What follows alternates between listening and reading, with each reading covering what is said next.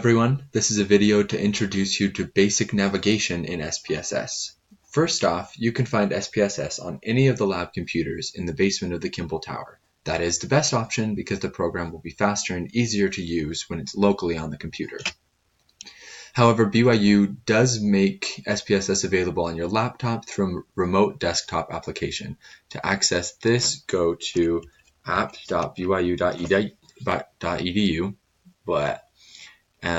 sign in, and now you can go to Stats and Math, or you can just scroll down to find IBM SPSS Statistics. Click on this icon and it will open up. Because we're doing it remotely, it might take a while, so I'm going to pause it until it pulls it up.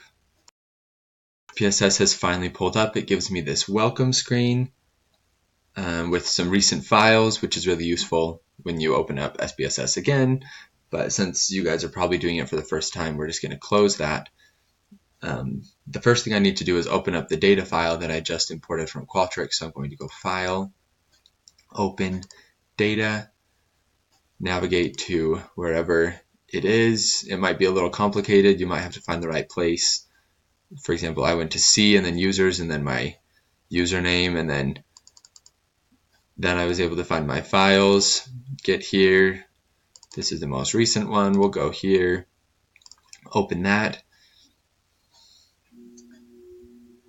Remember, we're looking for an SAV file. All right, now this is the data editor. There are two tabs in the data editor, the data view and the variable view. Open up the variable view by clicking on this tab. In the name column, you have a list of all your variables, and you can change them just by clicking and typing. So I'm just going to change a few of these right here.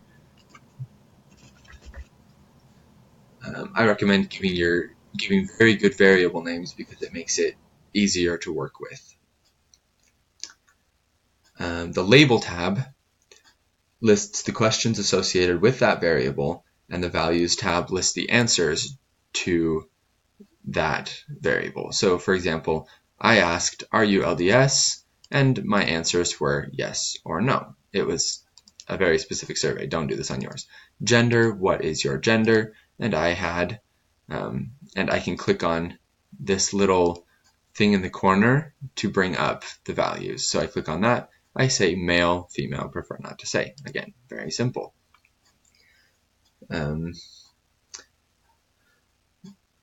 So that is the variable view. Next, we're going to click on the data view. The data view works like an Excel spreadsheet with each column containing a variable, and each row has the answers for a single participant. We're going to scroll to the right past all the random things that Qualtrics adds to your data until you find your actual questions, like this religion, gender, and on. You can see all the variable names listed at the top, and if you hover over one of them, it actually brings up the question, which is great. You can see the variable name listed at the top. If you are having the same problem as me, that you can't remember what a 1 means, well, I actually already changed it, but if you are seeing numbers here, you can go to View and click on Value Labels, and it will toggle between giving your answers. I like seeing the actual answers because it makes more sense to me. And that's the data editor. In SPSS, there are two more important windows. The first is the output window. To show you that, go to one of your variable names, right-click, and click on Descriptives. And it brings up your mean, median, and mode in this output window. Whenever you run any descriptives or statistical tests, the result shows up in this output window. If this output folder did not pop up, then come down here to your toolbar and see if it's there. It might just be minimized. Now you will notice that I ran the mean on a categorical variable. what does it mean that my gender's mean is 1.84? Well, 1 is a boy and a girl is 2, but it's still just, it's not really that helpful to know the mean of your gender. So I will show you another way to look at your data, and that'll introduce us to the syntax window. So all the windows in SPSS, whether it's the data editor, this output window, or this syntax window, have the same menu bar at the top. These drop-down menus are very useful for running statistical analyses because SPSS will write out the commands for you.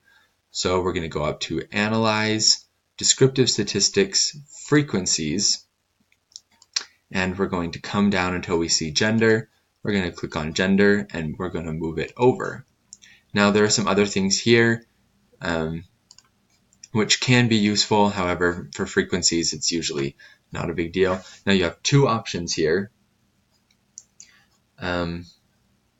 One more thing I wanted to show you is that if you right-click here, you can actually display variable names or the variable labels, depending on which one is more useful. And again, right-click.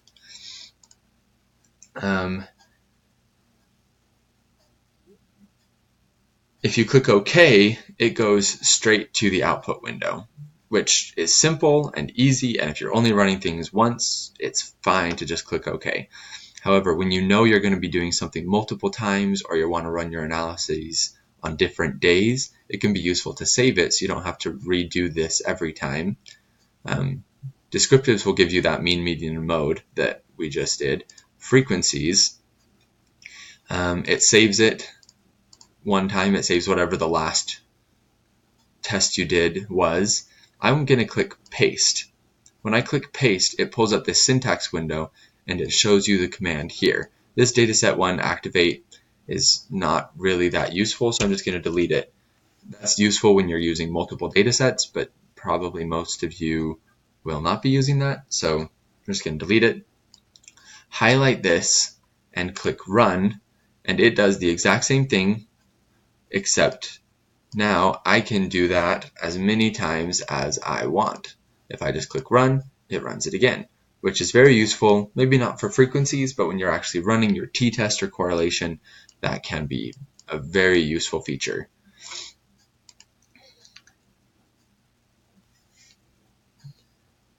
And that is SPSS. You've got the data editor, the output window, and the syntax window.